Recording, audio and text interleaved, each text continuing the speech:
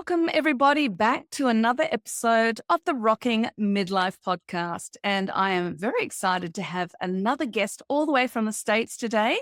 We have MJ Murray Vishon, who is a licensed clinical social worker. And we're going to be talking to him about taking back your power on your phone. So welcome, MJ. Thank you. I'm really excited to spend this time with you and to talk about one of my favorite subjects. Oh, I'm looking forward to it. And like I've already told MJ, I think this one's just for me. As we know, phones can be that black hole to suck you away from being productive in your life. So I'm looking forward to some really practical tips. But before we get into that, let me just tell you a little bit about our guest. So I found this pretty amazing, pretty impressive, but she has over 48,000 hours of therapy sessions and 31 years of experience teaching mental wellness. She's the creator of Inner Challenge, a mental wellness program, and she has a podcast as well called Creating Midlife Calm. And I will have all those details and more about MJ below in all of the show notes so that you can go and check out her amazing resources. But to get started today, MJ, again, it's wonderful having you here. And I'd love you to tell us a bit of your story. How did you end up working with midlife women and why phones? What got you interested in that particular area? Well, thank you again for having me be on the podcast. I've obviously been a therapist for almost 39 years, and I was so fortunate. I know it's really amazing when you say 48,000 hours. I do want to clarify, I have not been in therapy for 48,000 hours, but I've had a good amount of therapy, as I hope most therapists have. Mm-hmm. But the years go quickly as we age. And one of the really fortunate parts about my career is that the key to being a good therapist is who your supervisors are. And early in my career, I was trained by really excellent people in family systems therapy. And I worked a lot with families. I worked a lot with teenagers, and I developed an expertise with teenagers. And about 7 or 8 years into that, I began to think, wait, therapists have all this information, but the public doesn't have it about mental wellness. This is in the early 90s. Mm-hmm. And it's hard for us to imagine now because the information is everywhere. Yes, that's But right. I created a camp. I created a camp for girls called Camp 2000. And it was really the first camp of its kind in the Midwest to give girls this information. Make a long story short, that camp was invited to be part of the curriculum at a local junior high. 21 years I was there working with junior high students, creating this curriculum. And junior high students are the best teachers ever because you know if they like something, you know if they can remember something. And they taught me that mental wellness is a junior high skill. Nobody needs to go to grad school. You can become mentally healthy as long as you can function at a junior high level. The other thing that happened, because I was trained in family therapy and I was working with teenagers, it didn't take me long to realize that the other developmental piece I wanted to be an expert in was midlife, because who's raising teenagers? Yeah, that's right. Those of us in midlife. So that's how I really got my interest in midlife, was because in order to really have teenagers thrive, I really needed to work as co-therapists with their parents. And I really loved the age group. But because I've been doing this now for almost 39 years, half of my career was before the iPhone. So I had a front row seat at watching what the iPhone has done for us positively and negatively. But in the space of mental health, I think we all assume that it's not great for us, but a little bit of information becomes really powerful when it comes to understanding how the phone disrupts not only our mental health, but our relational health and our relationships. I mean, that's I've always true. worn two hats. Yeah. Yes, I've always worn two hats. I'm a mental wellness educator. I'm a clinician, and they really inform each other. Oh, that's powerful. You won't know my history. I'm an ex-high school teacher. So I've always had an affinity with that age group as well. Yeah. So in fact, one of my 21 Hacks books was actually the teenagers edition. And so we're talking the same language of a few things here. But you're right. I hadn't thought about that. We are a unique generation, aren't we? Because we've seen the world prior to smartphones. And we're seeing the impact now of them being around for a few years. So that would definitely give you a perspective that a lot of the younger therapists coming through wouldn't have. So what are some of the things that you've noticed? What are some of the differences? Well, if I can, I'd like to tell you a clinical story that Yeah, I think please. illustrates a really powerful point. Probably 8 or 9 months ago, I had a former client who was in her mid 30s. So I'd seen her as a teenager call me. And she said, I'd like to come in and see you. I have been so anxious lately. And when I saw her as an adolescent, anxiety was not at all what she was struggling with. She came in 20 years later. She was this beautiful woman. She was married. She had a child. She quickly updated me on her life that she had found her career path. She was in sales, perfect fit for her vivaciousness. And she was doing really well financially. She was at a she was at a good company. They were doing just a great job teaching her. But it is a cyclical sales job. Hmm. And that means that there are ups in the market and there are downs. And she was going through her first down. And that's why she thought she was anxious. And I said to her, oh, I'm assuming because financially it's the stress of not having an income. So I asked, is your anxiety connected to the financial aspect of your job? And she goes, oh, no, they teach us to always put away a percentage of our check. So when the downtimes come, we work less and we get to do all our fun hobbies and travel and that. I'm like, okay. And one takeaway I want your listeners to have is that we create stories to Hmm. explain our symptoms. Yes. And sometimes our stories are right. But in this case, her story was wrong. And I thought, you don't have financial stress. She was a person who had lots of hobbies. She was looking forward to this, but she was anxious. And because it's not my first rodeo, I said, would you do me a favor? Would you guess in the last 2 weeks, how many hours a day have you been on your phone? And she like took her phone and she goes, oh, the classic, phone shame face. Yeah. And she said, I guess probably 4, maybe 6, because I'm not working as much. Mhm. No problem. The phone will tell you. She scrolls to the last 2 weeks, 9 hours one week, 12 hours the other. Oh, that's a lot of time, isn't it? But I guess It's a lot of time. And there's 2 points. One is we don't estimate how much time we spend on the phone. And when we do, we often underestimate it. yeah. And so then I said to her, what I'm going to do for you, because you asked me, can you give me specifics? I said to her, can I explain to you this infrastructure plan that I have to help you feel better? And it's related to your phone. And to be honest, I don't take any clients anymore without being very upfront with them Hmm. that I will, work with them on their phone use. And in order to stay in therapy with me, they have to be willing to adjust it because I'm not more powerful than the phone. And in the paperwork at the beginning, they say it's signed and they say that they know I've told them this. So she was ready for this, but nobody really believes it. I've come to believe. So she said, sure.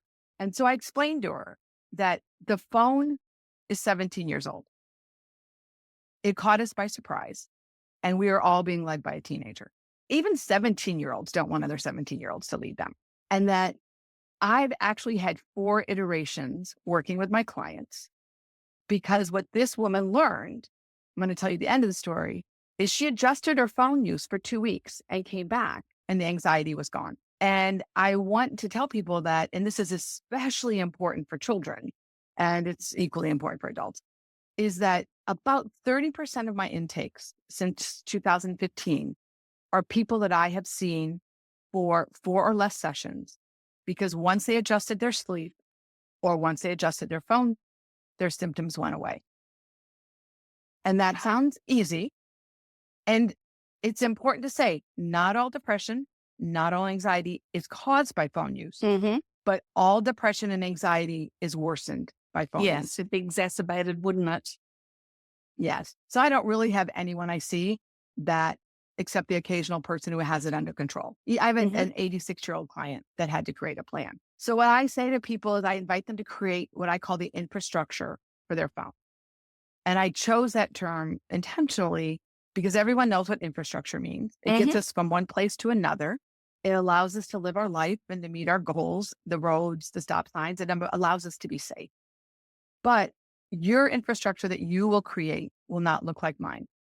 and my infrastructure will not look like my neighbor's. Yeah. And that means that each of us has to be intentional and create our own infrastructure. Mm-hmm. And the acronym I use is ACT. With Okay. this woman, I said, ACT is awareness. And so I said, you have to be aware of the science of the phone. And I asked her, like I ask everyone, how much of the science of the phone do you know? I've heard of the concept, but I don't know any specifics. I know it's designed to keep you going and keep you on it, but I don't know any of the specifics. So my belief, and my clients have proven this with me, Yeah. is the more information we have, the better we do. And the goal isn't to be perfect here. I'm a B person.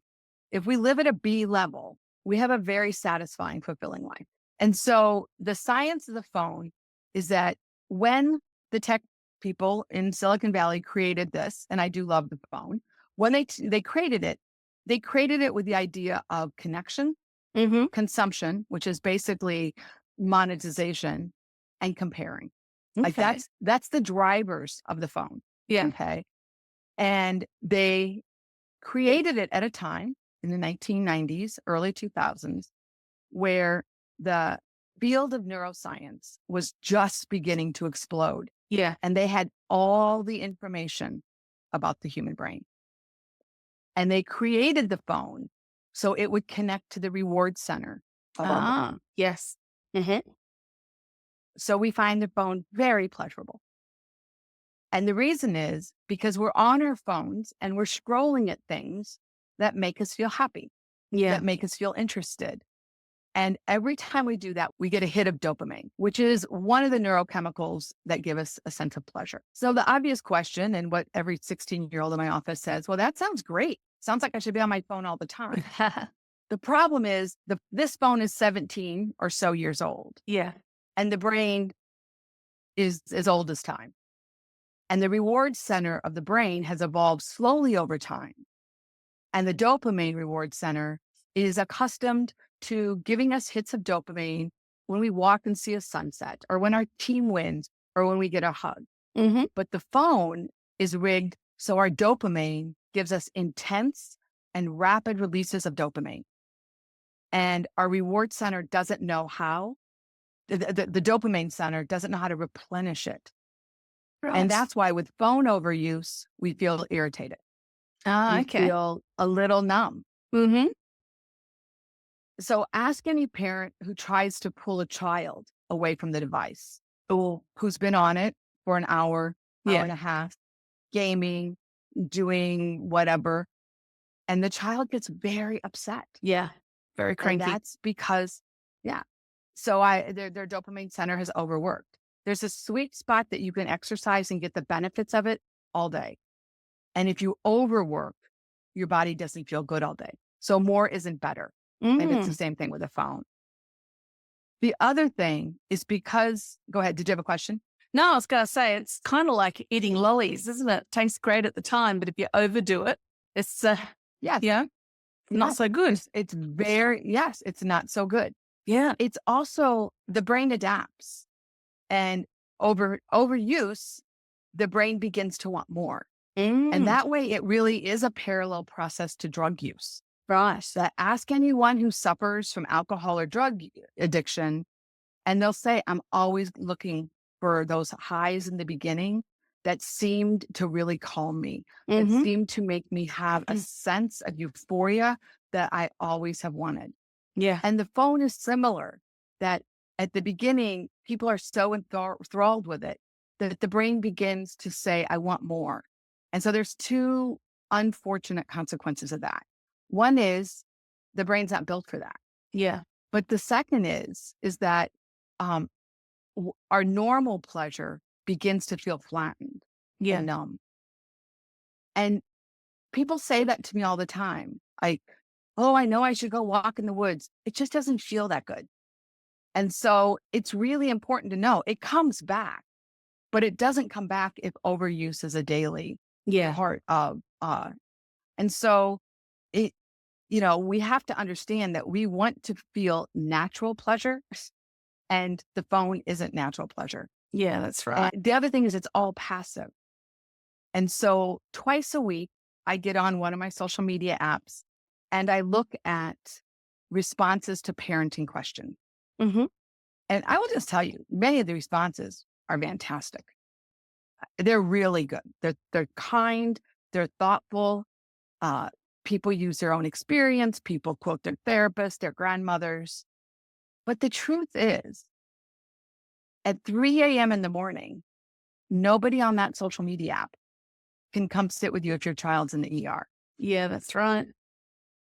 And so the relationships that we create on the phone, they're really virtual. And they give us a sense that, oh, we have these relationships, but most of them never enter into our day-to-day life.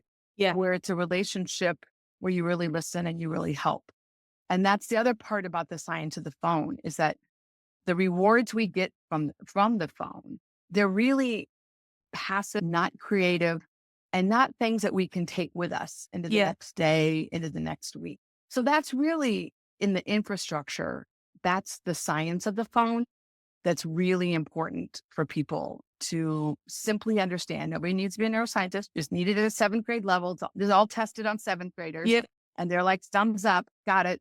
This is great though, because I hope people listening in are thinking themselves too, and not just of the 7th grader in their life, because it's all absolutely applicable to all of us, isn't it? All of us are addicted to our phones and apps and whatever else that's on it. So have you actually worked much with other midlifers? I would say probably 80% of my clients are midlifers. Wow. And the acronym that I use with them to be able to create the infrastructure is ACT. Awareness, which is you have to be aware of the science. That's right. Yeah. You have to understand algorithms. Do you understand how algorithms work on the phone? I do, but please explain for people listening in, because there might be people who aren't aware of what it is and how it works. So the algorithm is what keeps you coming back for more of the same. And the simplest metaphor that I've created is you go to a food cafeteria, and the first time you go, you order chicken, broccoli, and tiramisu. You go back, and the selection now is 60% chicken, 30% broccoli, 10% tiramisu. Yep. And the more you go back, it just narrows and narrows. That's what the algorithm does. It's predicting from your choices what you like, and it's feeding you more and more, which of course makes you consume more and more because it's tailor-made to your preferences. The bad part about that is sometimes I'm in my car and I just turn on the radio and I don't have a choice. And that's such an interesting experience because half of my life I never had a choice and I love the radio. Yeah. And I find myself being irritated, like, oh, I have to listen to this commercial. This is interesting. I'm listening to the news. I would never have known that because I'm getting information that isn't, solely selected for me. And there's something really healthy about that. And we need to understand the power of the algorithm narrows our choices, but it also narrows our information. It does. So and it creates echo chambers, of which your elections are a prime example of that, where people were basically only hearing their party's stories all the time because of what the algorithm has set up because of their viewing habits. It's quite a big thing to understand. I had to explain this to my husband. We'd watch a few YouTube videos. And then, of course, the same type of things would be then coming up on our feed. And I had to explain a few times, this isn't the entire media. You realize we're just getting this particular voice now because of the way it's skewed. And I think that's something really important for people to realize. Yes, it's really important. It's a skill that I help my clients because to see and act is curate. Yeah, right. Is that if you understand the science, then you have to curate your phone. Yes. But the other part of the A is just like self-awareness. That part of managing and outsmarting the phone is having self-awareness. And the question I ask people is, on a scale of 1 to 10, how self-disciplined are you? No judgment. Yeah. And that's a tricky one because, and if people just go with their first gut, people will say 3, people will say 8, few people say 1, few people say 10, but they usually say more self-discipline, less self-discipline. There's no judgment. I'm just trying to create infrastructure with people so they're successful. And so then when we get to the C, the first part of the C is curate your phone, as we just talked about. And ask, like, whatever you put in your mind, whatever you watch impacts your mind. Mm-hmm. You are what you eat. You also are what you view. Yes. And so many people I've worked with, they'll be like, oh, I'm on TikTok. I'm watching people who are picking their skin or tweezing their eyebrows, and I can't stop. And I ask, what would be the benefits? Are there any benefits of that for you? No, then that would be a good thing to curate, right? If it's not beneficial, then don't allow yourself to stop on it, because that's what makes the algorithm Yes. do it. Yes. Okay. And try to have this very easy goal. I'm going to use my phone for things that are life-giving, not life-sucking.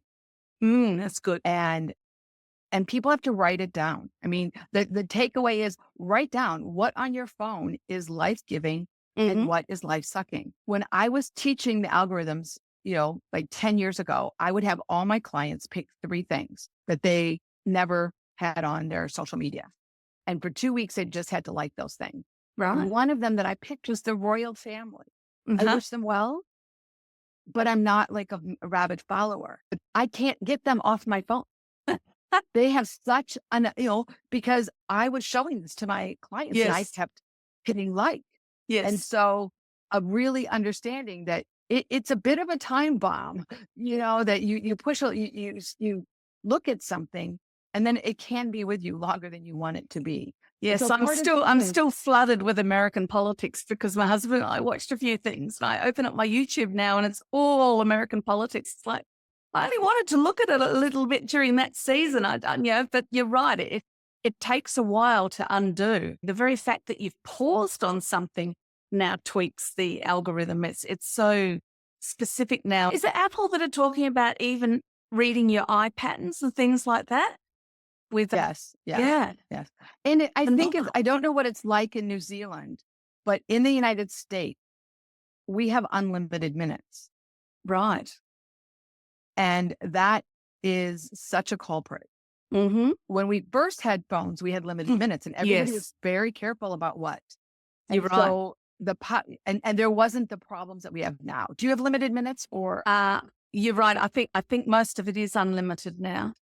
I was in Spain 2 years ago and nobody was on their phones. They were all talking in cafes like we did 20 years ago. Yeah. And I asked a taxi driver and he said, oh, we don't have unlimited minutes. I was like, yeah, Eureka.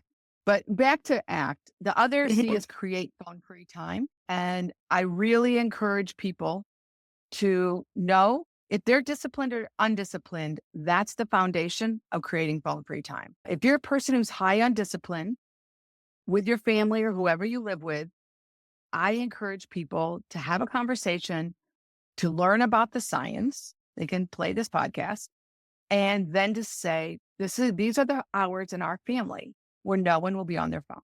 Right. And I have played around with this a lot with clients. And there are 2 things that I've learned. The majority of people cannot not check their phone. They can say, I'm going to put it in the drawer and they'll be really good for 20 minutes. Then the fidgets start. They look. They start shaking or fidgeting or. Yes.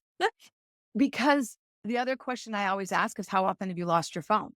Except for a few people who went overboard on a boat, I have never had in the last 20,000 hours lose a phone that didn't turn up. Wow. And that's because they are connected to us. I did my mental wellness program with one of the football teams in the United States, Notre Dame. And I walked into the trainer's room and I had the phone in my hand and he said, oh, we don't let you have the phone on your person here. Really? I'm like, really? And then he explained to me that it's always downloading. And I used to think I had this particularly strong connection to my children because when they would call me, my phone would be face down. I'd be like, oh, my kids are calling me. Yeah. He's like, no, it's just that they probably call you the most. And your mind is being triggered by the download of the phone call. Seriously, I haven't heard that before. Yeah. Wow. That's how powerful it is. And so when we think about time away, creating where we live, with whom we live with, I have college students that live in dorms together who've done this, and it's so helpful.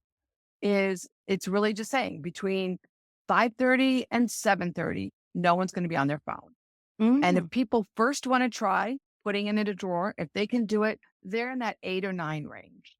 But most people leave them in the cars in their garage, Mm-hmm. or they buy a lockbox. Wow. And that works. Yeah. You know, that they buy a lockbox. And of course, if there's an emergency, the adults could get into it. But most of my clients who have teenagers, that's what they've had to resort to. But in all honesty, I have a lovely client who's in her 50s. She's in her first year of empty nesting. And she said to me last week, I guess I'm going to have to get a lockbox because I really tried, but I'm back on it now for about 4 hours a night. And then you don't get anything done. Yeah. And so the it's true. C is create phone-free time and curate. And then the T is that you take it out of your bedroom. Mm-hmm. The science of this, have you heard of this? To not have it in your bedroom? I know it's not good with the radiation that comes Yeah. from the phone and Yeah. the wireless in general. Yes. And so it's the radiation, it's the Uh-huh. downloads that actually disrupt your sleep patterns. Right. But I also think it's like, would you ever sleep with a bowl of candy next to your bed? Probably not. Yeah. Why would you not have candy next to your bed? Well, it would be the first thing you'd reach for, wouldn't it? You'd automatically go to eat it because it's there within sight. So same with the phone. This I mean, is candy. yeah, This it is is. candy. Yeah. And I've had a lot of fun as clients have tried to figure this out. It's what does everybody say? Like, oh, it's my alarm clock. But actually, until 17 years ago, we all had alarm clocks. Yeah. So I encourage people to go to Amazon or go to a thrift store, buy a cheap alarm clock, and just have the phone outside in the hall. And what's interesting, you can see the addictive nature of it because taking out of the bedroom is the hardest for everyone to do. And there's a lot of excuses. I need it if my children call me. I need it if there's an emergency. And I like to ask people, like, how many times has there been a real emergency that you've gotten on your phone? Like, have you ever had a real emergency where, like, because you had the cell phone, it made a huge difference? I know that my husband and I, we always have ours close by simply because, we don't have home phone lines anymore. And Yeah. And if we get a nighttime call, see, we're immigrants in New Zealand, all of our families in Australia. So whenever there's a nighttime call, we always jump because like, Yeah. oh, what's happened? What's happened? It's family back home. So Yeah. I know that you're not meant to sleep with them next to your head there, but I struggle myself for that very reason, just knowing it's there for my kids, for my parents, Yeah. And that's a real part of the infrastructure. Yeah. Your infrastructure won't look like my infrastructure. And what most people have done is put it in the hallway. Mm-hmm. It's not next to you, so you don't have the the temptation to downloads wake and the up as radiation. many. Yeah. Yeah, you don't have it right there. And there's also silver bags that people can put it if they want it to bed. Yes. But to me, the majority of the people I've worked with, they have a hard time getting to sleep because they're reading on their phone. Yeah. And the science really says it's very stimulating. Yes. You want everyone off their phone, ideally 90 minutes before bed, but I'm a realist. I'm going to do an hour.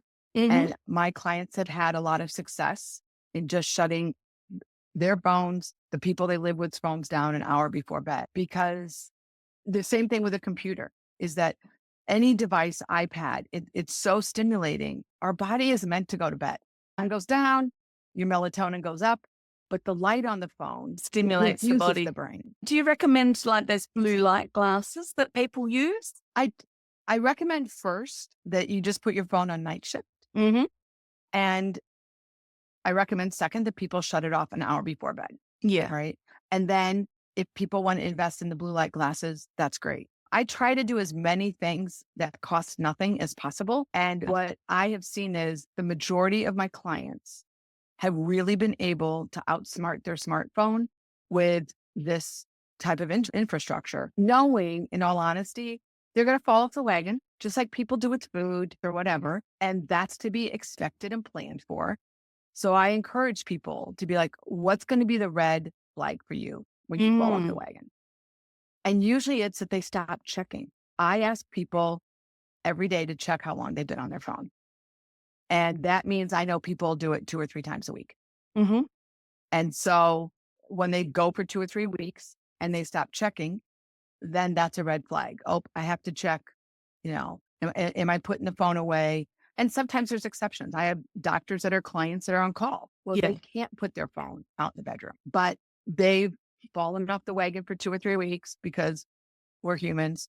And then they check their time and they get back on the horse. Oh, We're not going for perfection. which I think is something really important that women need to remember, because we're so used to failing, failing diets and failing this and failing that. So I think when you take that option out of the picture, that you're not expected to be perfect, but you can still keep doing it, then I think it becomes more doable for them. So I love that there's, all these practical things that are just as applicable to a teenager as to a midlife woman. Like you said about putting infrastructure there. I'm curious though, what are some of the culprit apps that really suck women in particular? Have you got any that really come to mind? A lot of women that I work with are on Facebook. Mm-hmm. A lot of them are on Instagram. Yeah. Those would be the two that midlife women are on. Some are on the younger midlife women, like around 40. They're on TikTok. And TikTok, I have a beautiful episode of a woman in her 30s who for 6 months took TikTok off her phone. And she is adorable. And after 1 month, she had lost 8 pounds without trying. Oh my goodness. And her boyfriend, who she lived with, said, "You are so much nicer when you don't have TikTok." Wow. Because again, one of the 3 C's of the phone is compare. Yes. And so, it's a really interesting experiment to run. How often when you're on the phone, do you feel worse about yourself after you get off? Oh, that's so true. That I encourage people to do, to take an inside selfie before they get on their phone. To say, first, why am I getting on it? And to take an inside selfie, to set a time limit, and then get on, have fun. And then when you get off, take another inside selfie. So there is actually, I had this nice wallpaper that I had my clients in like 2010 and 15, but everything gets outdated. Yeah. Because there's actually an app that does this. It's called 1Sec. I interviewed a neuroscience major and she did all the science. She was using this app 1Sec. And so when you open your phone, you turn your phone like this, pauses for 7 seconds, and then it asks you basically the same questions I just asked. And the point is, it's just making it intentional and it's slowing us down. And so the couple of times a week when I get on just to look at what the parenting questions are or what the relationship questions are, I know what I'm doing and I set a timer for 15 minutes. Now I have blown through that timer. I have gone from 15 minutes, 45 minutes, and I could say, oh, I'm doing research. But at the end of 45 minutes, I'm like, ugh, Done. 15 minutes is enough. There was nothing in that other 30 minutes. That's okay.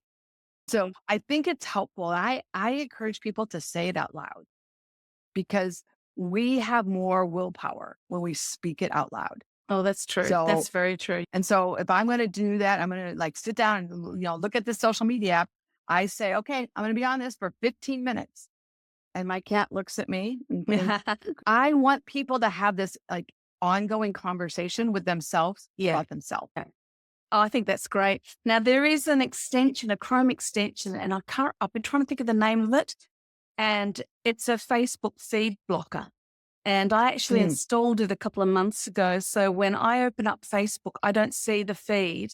I see a motivational quote and that's it. Oh, now you can actually unblock the feed for a certain amount of time, like just for one visit if you want to, but I actually haven't done that. So I haven't seen a Facebook feed now for months. I purposely click on and just check if there's any major birthdays that I've missed out on. yeah. Otherwise, I go straight to my business page and I go into the planner. I just check that the social media is done there. And then I go into my group, the Rocking Midlife group, and that's where I will actually interact. So I'll spend a bit of time in that one, maybe 15 minutes of a morning and again of an afternoon, if even that, just to go through, check the messages, put up a post. And because I do that one on the moment, that's my conversation in that group. Otherwise, I'm in and out really quickly now. I don't spend much time with her at all. I must admit, as much as I hate checking first thing in the morning, I do check Instagram first thing in the morning, mainly because my daughter lives in LA. So I check Instagram. Oh, yep, there she is. She's alive. That's good. And then I put it down and I'm off it then for hours. It's a habit I have set up now where I don't check messages and I don't scroll or anything like that at all on social media now of a morning. I try to hit my work first because there is that concept, which you probably know of, which is create before you consume. Yes. And there's challenges happening right at the moment with a couple of entrepreneurs trying to help people build that habit where you literally do your creative work, be it writing, be it writing articles or whatever it is that you do before you get sucked into the vortex of consuming everybody else's media. Because that's when everything happens that you're talking about, the comparisonitis or the distraction or all these things, they kick in and then before you know it, your day's gone. You've not actually done any work yourself. All you've done is consume what everyone else has to say. Yeah. So, and if you consume first, you're actually making your brain tired. So it becomes really hard to create. yeah. So one thing I really encourage, like my midlife women, I ask them, because there's so many demands. Let's just put the couch on our back and walk to the grocery, right? I mean, it's an amazing life stage because we have more of who we are, but it's also a life stage where we're split in a lot of direction. Oh, yes. And so I say to, anyone I work with this on, what is one thing that you wish you were doing that you're not doing? And it's so interesting. Almost never does someone say like flying to China or, I wish I could be an Olympic ice skater. What people want to do is all very doable. And so you did with Facebook is so inspirational because what we have to do is be intentional to put what we really want first. Like I see the phone as junk food 80% of the time. Yes, agree. 20% of the time, it's a magnificent connection tool. Yes. It's also a magnificent creative tool. But the other 80% of the time, it really gets in the way of a person doing what they really, really dream about, what they really want to do. Yes. And so I encourage people to put on a Post-it in 4 or 5 different places. I worked with a woman 2 weeks ago who what she really wants to do is read these great books because she wants to do a class off of them. She read them in college. She loves them.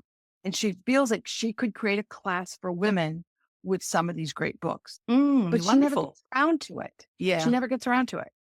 But she's also, she's mothering. She works part-time. She has a lot on her plate. But when we look at her phone usage, it's about 3 hours a day. And so what I say to her is, what if you had an hour and a half? And when I say 3 hours, I'm not talking about she's doing dishes and listening to a podcast or she's driving with music. This is like 3 hours on social media. Dedicated. Wow. Okay. Where she's putting her energy towards other people's creativity. And I said to her, what if you just did an hour and a half?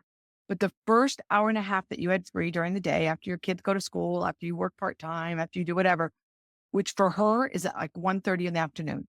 What if that from 1:30 to when you had to pick your kids up at 3, that was your time to start reading these books and you left your phone in the car?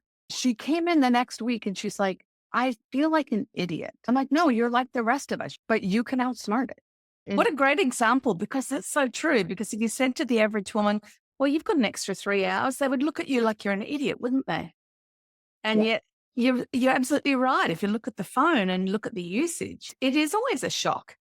And like, even though I'm so much more intentional now than I ever was, I still get a shock and I still catch myself every couple of days like, whoa, what are you doing? Like you said, watching the most mindless videos on YouTube while scrolling. Or people are like watching YouTube while they're watching a show on TV. Yes. That's what I'm working on now. I'm working on not doing 2 things at once. I love the Great British Bake Off. And I want to just sit there and watch it, not be scrolling on my phone or not be doing my mini tramp. I'm just taking it in as a pleasure. And that is really hard. And that used to be my common way of life. But you're so right. I mean, I'm exactly like that. It's almost like there's this urgency to always be on, always switched on, always. So you can't sit down and just enjoy something that you enjoy. Like you said, like watching a show that you actually really enjoy. can't sit and just watch a show anymore. I've got to be productive at the same time, typing something or flicking through something.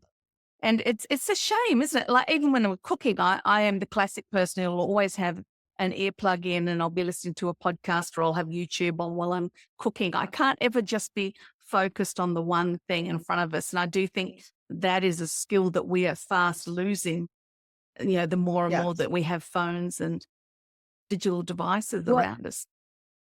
And what's ironic is at the same time we're losing it, what do we hear all the time? The importance of mindfulness. And I'm very, very much a proponent of that. Yes. But I'm super practical because I work with people who are busy. Yeah. So I have these mindful practices, which I call notice on the inside and notice on the outside. So when I fill up my glass with water, I ground my feet. I'm watching it very mindfully. But I try to practice mindfulness into what I'm doing. Because I had the same habit that you did, where I love to learn. This is like going to university every day. Yes. And I can listen. But then I realized I was never present. And so I've opted to learn less and be present more. And it does hurt. I can feel in myself a relaxing. And I also had this concept that I created called forced urgency, that I would recognize that my body would become urgent. Like I'm going grocery shopping and I would be into forced urgency. And I'm like, I'm grocery shopping. Like, even if I try to do this fast, it's going to make a difference in 4 minutes. It's not like if I do it slow, it's 3 hours. If I do it fast, it's 20 minutes. It takes about 50 minutes every week to do it. And that's it's right. Enjoyable. And I like it. I always see people I know, but I'm like a dog, like Pavlov's dog. I get in that store and something in me. Gotta get this, get in, get out, get on with it. Yeah. I hear you. And I do think that's a thing. I think that we're used to this with the phone of just being able to like quickly move our brain to a different place. And we don't have to necessarily go to a yoga class or a meditation class or use an app. We can just do it in our daily life. That we walk and ground our feet. I feel my hands when I get in the car. I ground myself. I take 4 breaths and then I move the car. When I go to the grocery, I went to the grocery this morning and I just was like, relax, be mindful. And that is really helpful because a lot of people aren't going to really stick with a meditation app. They're not going to stick with, doing mindfulness exercises, but I have found in pairing them. And that was really the junior high students. They're not going to do meditation. Most Americans aren't going to do meditation. But once I taught them like, oh, you're playing basketball, take a minute and look at what that basketball looked like. And they're like, whoa. And then everything becomes a little more interesting. And we appreciate it a little bit more. Funny when you said that about breathing, I immediately checked myself. And of course, I'm sitting high up in my chest because it's that urgency thing that you're talking about. Like we live primed all the time, don't we? Ready for fight or flight and learning to just keep that calm and to, put the phone down and just be in the moment of pouring your cup of water. I love that. I love that you're giving little tips of ways that you can do that just sitting in the car or whatever, rather than I have to go pull out a yoga mat and sit somewhere or do whatever. It doesn't need to be a special event. It's something that we can learn to live and calm our bodies and and online, if we were doing this and taping this in person, we'd be much more relaxed. But part of online is we don't get all like there's mirror neurons in our forehead that allows me to connect to you and you to connect to me. And they actually do work on Zoom. That was one of the things that people learned in the pandemic. Well, that's fascinating. They don't work in the same way. Where, we would regulate each other. We would end up like calming each other down or ramping each other up. Because you unconsciously model the other person, don't you? And reflect and all those sort of things. Wow, that's so cool, man. We could just cut it down so many different topics here. It's really cool when you get into it. It's just so much more than learning to put your phone down, isn't it? There's just so much more to it. What would that's the beauty of 48,000 hours, right? Yes. Absolutely. A therapist is only as good as their clients, Yeah. right? So clients come to me and I don't really pick who I see. So they come with problems. Some of them that I'm very skilled to know about, others that I have to learn To go about. learn about. Yes. And so it really is this it's a wonderful profession because of that. Yeah. It's constantly learning. Yeah. Maybe I should have gone into that. Because I am definitely a lifelong learner, and to my detriment sometimes, because like what you're saying, it's never enough. Never enough. Oh, I need to know more about this. I need to know more about that. And so Yeah. you operate at this intensity sometimes that you're putting on yourself because it's nobody else putting it on you. But bringing it back to phones, and just as we start to wrap up, because I think, this has just been so good. What would be your top 2 practical solutions? You may have already mentioned them, but what would be your top 2 practical tips that you would say to somebody who's walking away having listened to this interview? What would be the 2 things you'd say they should do right away to claim back that time in their life? One is to understand how detrimental the phone is, to not trick yourself that it's a neutral object and it's detrimental. So I would say really understand the science, not at a PhD level, very practical level. You cannot outbeat the phone with willpower, and you have to create an infrastructure. Yes. If you're going to limit me to 2, I think the second would be to have phone-free time with your family. Yeah. And because there's a beautiful book called Alone Together. Mm-hmm. And my first 7 years, I worked in Chicago in very poor neighborhoods. And those children in 1985, 86, 88 had more of an inner core and an inner life and self-awareness than the college students I work with today. Wow. And that's because they were surrounded by relationships. Yeah. And people talking with them. Mm-hmm. Now, many of the college students I work today are phenomenal students, and they are so talented. Yeah. But they're very, very transactional. Mm-hmm. And they're not so relational. Right. And they don't know who they are inside. Mm. They know who they want to be. They know who their goals are. Yeah. And I think the beauty of midlife women is we're the last generation to have been raised where we didn't have to discipline ourselves into an inner life. Yes. And the inner life is really fascinating. Who we are, what our responses are, why we're responding that way, what we're interested in, what makes us get up in the morning and go. That's really interesting. And that's unique for you, different for me. And the phone can rob us of that. Yes. Yes. And so I would say the second thing is create phone-free time for the family. So people have to talk with each other. And it is hard. I have done this with hundreds of families. I have done this with probably 1,000 adults. And it is really hard. There's a period of, I don't know what to do. So front load it, know what you want to do first. Like this woman, she wants to read these great books again. It's like create the time and then create what is it that you're going to fill that time with so that there's not that void to just slip back into that habit. I would also say take it out of your bedroom. Take it out of your bedroom because for people to start their day, I loved what you said, creating versus passively consuming. Yeah. Yeah. It's a game changer. Well, MJ, just thank you so much. This has just been fascinating. And I think it'll be an eye-opener for a lot of people too, because we know that the phone is affecting us. We know that we're spending too much time on it, but we don't want to acknowledge it. And I think, it's like that dirty little secret that you just kind of, don't talk about. Yeah. And if you learn from the US, I mean, it's creating chaos. Oh my gosh, so much more we could talk about. This has been very interesting. I know we'll be talking again sometime. So very, very cool. So everybody, please make sure I will have all of MJ's links and her podcast link and everything in the notes.